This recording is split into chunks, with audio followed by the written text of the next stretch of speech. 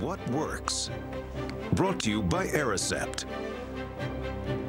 If you follow golf, then you know today marked the start of the U.S. Open. A good time, perhaps, to bring you this next story about what works, about one man who has played in 4 U.S. Opens during his professional career, but says he gets far more satisfaction these days by helping some of this nation's wounded war veterans get on their own game. Here is NBC's Roger O'Neill.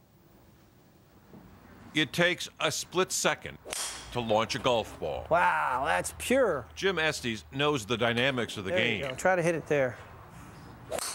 But that moment of time is what the pro golfer thinks about whenever he works with wounded veterans. Glue those knees together. Because it took only a split second for them to lose so much. That's all right. The things that we take for granted, they appreciate because of the severity of the injuries. Even guys on one leg can do this.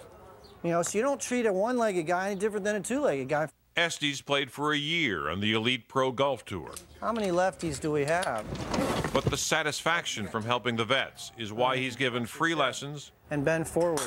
Clubs and balls at the Olney Golf Park near Washington's Walter Reed Hospital for 3 years now. Jim, what is it that impresses you most about the veterans?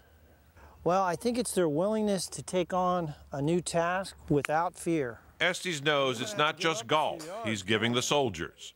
There's Sean Lewis. He explains to us, you know, life's just, it's not really that complicated. Now turn through. And David Cook. Mentally, it helped me a lot. Something to look forward to versus just laying in bed. I mean, you don't have to compare yourself to anybody else. It's just you challenging yourself. The program has worked so well, the Professional Golfers Association, with 20,000 teaching pros, has just partnered with Disabled Sports USA to expand it nationwide. You guys are insured, right? That will help soldiers like Joey Bozick, a triple amputee back home in California.